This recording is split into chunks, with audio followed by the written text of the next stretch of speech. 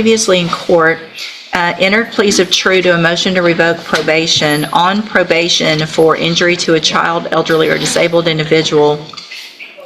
Entered pleas of true to counts 1 through 8. I've received an updated report. Has everyone had an opportunity to review that report?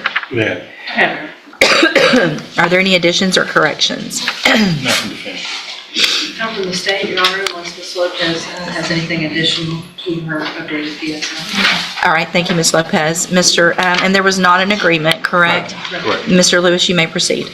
Well, Judge, Ms. Eli, like I said, was previously placed on probation out of this court. Early on during her probationary period, it seems she'd been doing really well, doing well, or has been able to comply with the terms of probation. During that time, of course, she started having personal setbacks as far as her living situation, as far as where she would live and things of that nature. I believe at some point she did talk with probation about that, as far as trying to get some help with that. And it seemed to be working out well, even gotten to, I think she was living with your mother, your grandmother. And seemed to try to get back on track, but at some point that situation didn't work out for her either. And that's when things started to really go downhill fast as far as the not reporting and things of that nature. And it snowballed on her. Since she's been in custody, she has been able to secure a more stable living situation, of course, with a brother. That will be available to her if the court decides to reinstate her. Also, employment. She has some employment options that's available to her as well. That I think that was her main problem or issue was stability. And I think since during this time, while she was already searching for these options, Judge, but they unfortunately by the time they became available to her, she was in custody. Now, when I talk about the situation with her brother, for the living situation, that's also one of the job situations as well. Her brother works with Zumo Sausages, the Zumo company, and she actually worked there for a temporary period of time a while back, early on, and that job fell apart, but looks like it'll be open again for her to go back. So that's essentially what it comes down to. She's asking now that she's stable to try to see if she can have the opportunity to get out there and complete the probation like she initially tried to and wanted to. What's the status of the theft in Orange, the new offense? For as we know, the situation in Orange, there hasn't been a court date or anything up there, so it's still in limbo. At this point, Judge. Okay. Ms. Malfino? Judge, I think it's fortunate that we're not here on a violation that involves a child based on the underlying nature of this probation. I also think it's unfortunate that she doesn't have any felony offenses, was given this many opportunities, and as this court is well aware, a very good officer to work with in Ms. Lopez, and she has not done what she has been required by this court to do. So I would stand with Ms. Lopez's recommendation and defer to any other comments she might have. So, Ms. Eli, the problem that I have is that when you first got on your probation, we sent you to the cognitive track of ISF so that you could get tools to be able to be successful and do better and make it through probation. And when you got out of ISF, you were put on the high-medium caseload so that you would have help with all of these issues that Mr. Lewis is talking about. Help with places to live and with jobs, and you were given all of that. And so for me to say, okay, you've already been given all that and you didn't take advantage of it to give you some other opportunity and just let you out when I've already given you these sanctions, and the underlying case is just very, very serious, and the fact that you got a probation was a big chance. And if you hadn't already been to ISF, then maybe I'd be thinking about, okay, let's do ISF, or let's do something to give you some tools to do better. But we did that. and you didn't take advantage of it. So at this time, I'm going to find that you entered your pleas of true to counts 1 through 8 freely and voluntarily. Find those counts true. Find sufficient evidence at this time to find you guilty, and at this time find you guilty of the offense of injury to a child. Sentence you to a term of 4 years in the institutional division of the Texas Department of Corrections. You will receive credit on that sentence for any time that you've been in custody that the law gives you the right to receive. This is not a plea agreement, and so you do have some rights to appeal. You can talk to Mr. Lewis about that.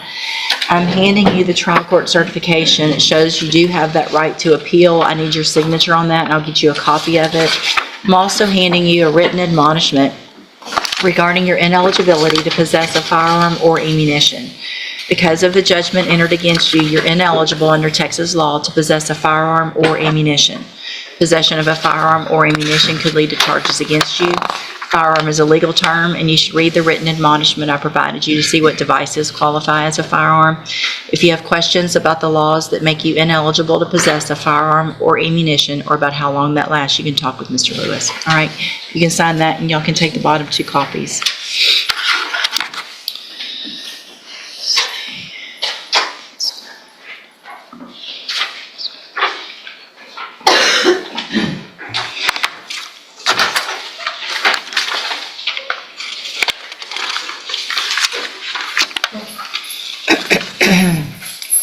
See, Leonard Guillory, Mr. Lewis. Good morning, are you Lee Coney? Yes, ma'am. And Ms. Coney, you've got 2 cases. One you're on probation for in cause number 24, DCCR 1600, on probation for theft of property with previous convictions.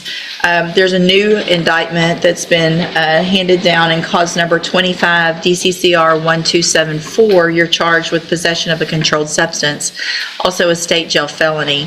It's my understanding that there is no agreement in either of these cases. Is that correct? That's correct, Your Honor. I was speaking with Ms. Coney this morning and yesterday, and she has a request to make of the court. She would like to have a new attorney. Well, Ms. Coney, you don't get to pick a new attorney. Mr. Rojas is an excellent attorney. He's, I'm sure, talked with the assistant district attorney, is giving you that information and advising you. And so if you want to take some agreement, that's fine. If not, what's going to happen is today we'll go through that motion to revoke your probation. And I'll get pleas of either true or not true to those allegations. Then we'll reset that case for a sentencing hearing. I'll determine if you violated your probation. If I determine you have, I can either continue you, I can revoke you, I can do whatever at that point. And then depending on what happens on that case, I guess we'll see what happens on that new offense. And so do you want to talk to Mr. Rojas about that agreement, or do you want to go forward and leave it all up to me? On your motion, I guess. I plan to go forward. With what?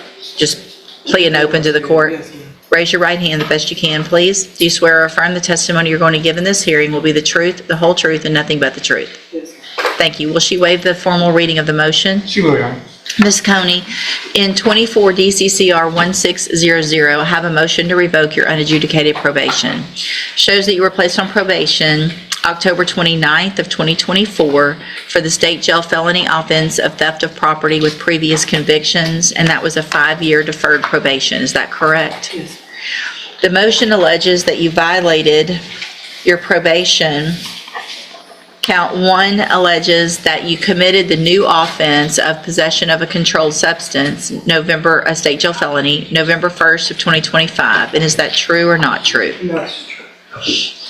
Count 2 alleges that you committed the offense of possession of a controlled substance, penalty group 3, and I'm guessing that's a misdemeanor I offense? think so, Judge. The case is not yet, that case has not been filed. Okay. It's awaiting testing right now. It's in progress. Okay. I'm not sure if that's a misdemeanor or not then. Penalty group 3, less than 28 grams on November 1st of 2025, and is that true or not true? I'm sorry, what was it? It's the same date, it's just a different drug. November 1st of 2025, when you were arrested, it was for possession of 2 different types of drugs. No, ma'am. No, Okay, it's so not. not true to count 2. Count 3 alleges that you failed to report to the probation department July 24th, August 21st, October 8th, and October 29th of 2025. And is that true or not true? I'm listening, he was trying to tell me something while you were talking. So count 3 alleges that you failed to report to the probation department on July 24th, August 21st, October 8th, and October 29th of 2025. That's true. Okay. Count 4 alleges that you failed to never become intoxicated or under the influence of any intoxicating substance. Mr. Nichols, did you read that one?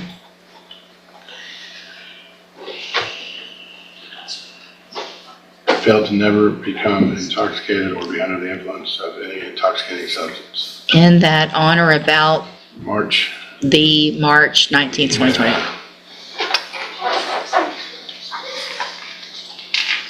I'll just drop 4, Judge. Do you want to, I mean, This isn't my file, I don't know the details Well, of the let's violations, and I can't amend right now. okay.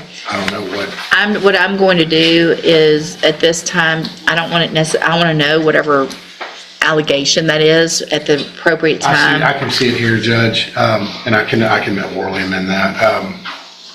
What it's supposed to allege is that she tested positive for cocaine on March 19th, 2025. So any objection to the amendment reading in that on or about March 19th, 2025, the defendant tested positive for cocaine? Mr. Rojas? No objection. So count 4 alleges that you failed to never become intoxicated or be under the influence of any intoxicating substance, and that you tested positive for cocaine March 19th of 2025. And is that true or not true? Count 5 alleges that you failed to provide verification of performing the community service hours as required. Is that true or not true? I'm not sure.